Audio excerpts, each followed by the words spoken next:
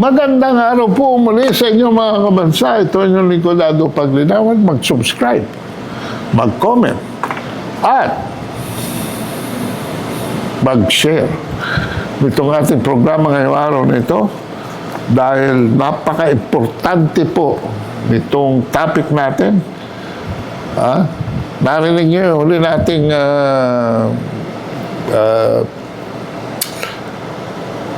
episode ay tungkol sa masyadong emphasis ni Marcos dito sa military modernization. Pero ano ang kapalit, mga kabansa? Bakit walang pagtabla? Puro nagre-reklamo na nga yung mga fishermen na talaga raw na gumagambala sa kanilang kabuhayan ay yung mga military exercise na yung mga joint patrols na yan. So, as long as Philippine defense planning, sabi ng Asia Times, is shaped by external validation, mga puwersang nanggagaling sa labas ng bansa papasok, rather than internal resolve kung ano talaga ang pangailangan sa gitna ng sambayanan. Its military build-up risks remaining more symbolic than strategic. At sabi nga, ang panahon ni Gloria Macapagal-Arroyo, ito malimit mabanggit It's the economy, stupid. Alright. At pagdating sa ekonomiya, turismo, mga kabansa, hindi military ang ating first line of defense. Niniwala ba kayo dyan? Well, unang-una, nag-i-inject ho yan. Diretso. Hindi na dumadaan sa gobyerno, diretso na. Nagdi-distribute ho yan ng foreign exchange, dollar, yuan, baht, yen. Nakaka-stimulate ng local business at nakapag-create ng trabaho. Ang influx po ng tourist drives demands for goods and services, leading to increased revenue for various sectors and contributing to overall economic growth.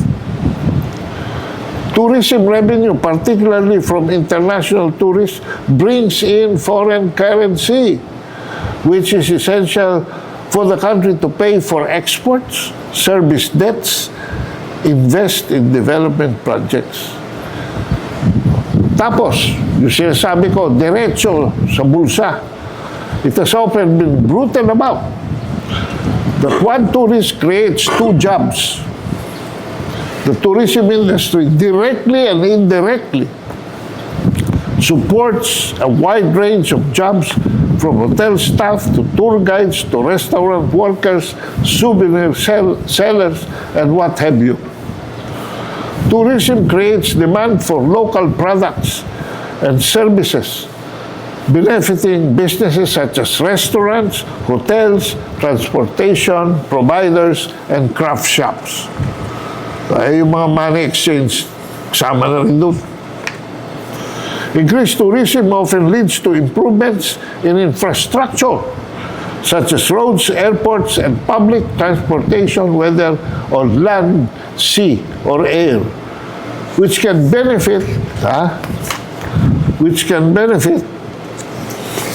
both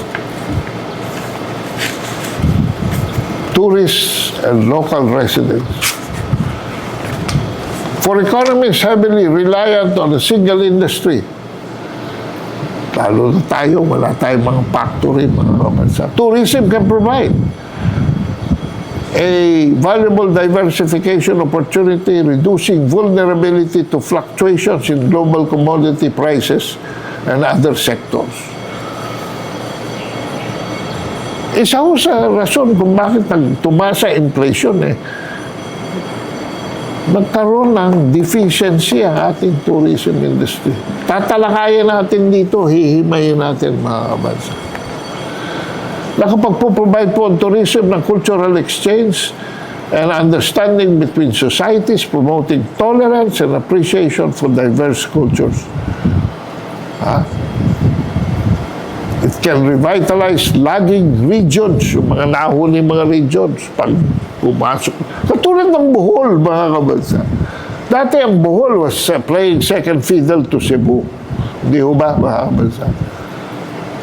Dati ang Aklan is playing second fiddle to Iloilo, and so on and so forth. But with the arrivals of direct arrivals of tourists in Boracay and Panglao, mas talo pa nila ngayon yung mga peripheral tourism destinations. But as we showcase Philippine tourism, mga kabansa, hardest hit po ngayon in the 3 years of Marcos. Alam niyo ba, statistics, mga kabansa, no? Baka sabihin niyo naman, naninira tayo dito. Hindi po. Naka-achieve lamang ng 2024 ang ating tourism na tinarget ni Madam Christine Frasco sa 7.7 million tourists. This is already a reduction dahil noong 2019, nag-hit na po ng 8.3 million ang ating tourism industry. Pero dahil sa COVID, alright, karoon ng restart.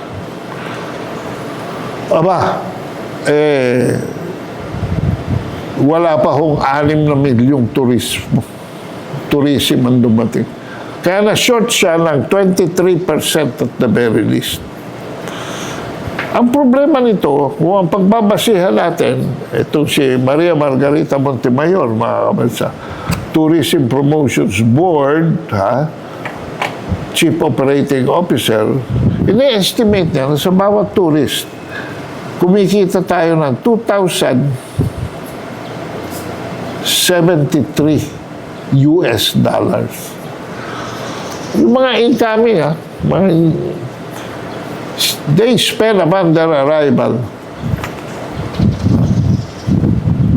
Kung yan ang panuntunan, the last year, with a 23% shortage, nawalan tayo ng 239 billion pesos in potential revenues.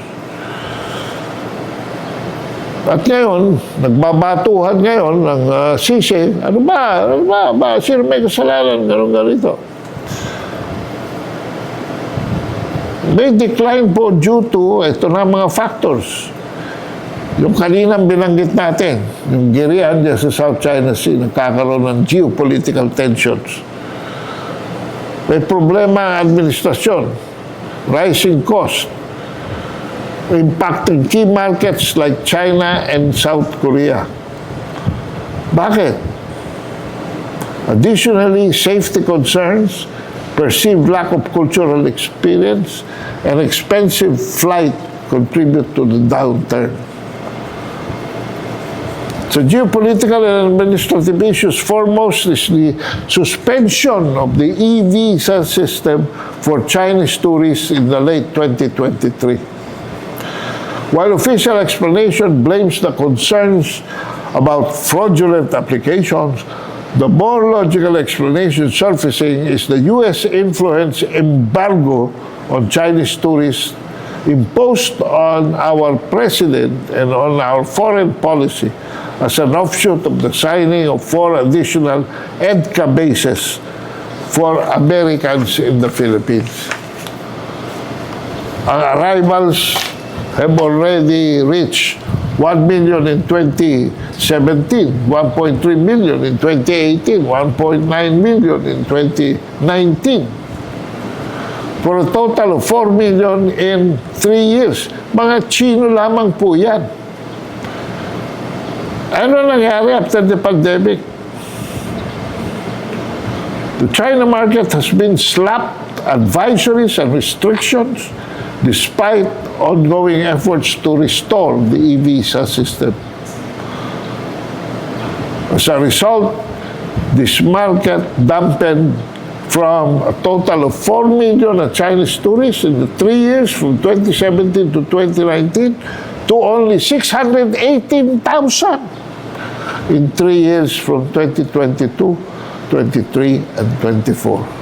According po ito sa Department of Tourism. So if we extrapolate the Chinese traffic that we missed to about 3.4 million tourists na dapat dumating dito, mga Chinese tourists, equivalent na ito sa additional opportunity loss of 400 billion revenues para sa ating taxes.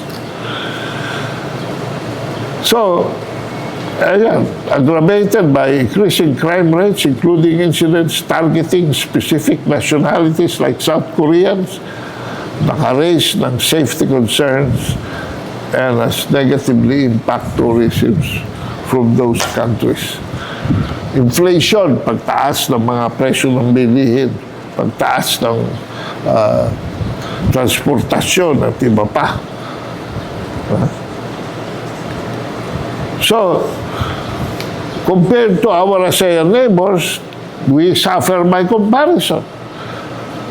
Despite our deficiencies, gusto pa rin ng mga tourism pumunta dito, pero in view of the factors na binensyon natin, nagkakaroon ng problema si Christine Prasco.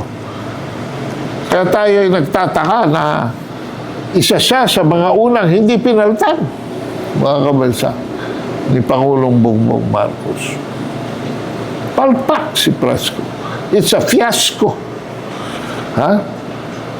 Pati sa aspeto ng pagkain, kukunti na po yung lumalabas para sa mga street foods. Alam niyo naman, yung mga street foods, dinudubog yan sa mga tourist spots, no? Traffic congestion, lack of efficient public transport, nakaka-hassle. Ha? So, Secretary Frasco cannot do it alone. The overall political, social, and economic environment that President Marcos has created during his first 3 years of office has been a losing proposition for Philippine tourism. As we approach the month of July, nobody seems to be interested on what he would say anymore sa State of the Nation address dahil, sabi nung iba, may mga bulong-bulong na nangyayari na hindi naman daw dapat ang resignation ng cabinet ang hiningi. Ang dapat daw, ang hiningi ay resignation ng ating Pangulo. Maraming salamat po.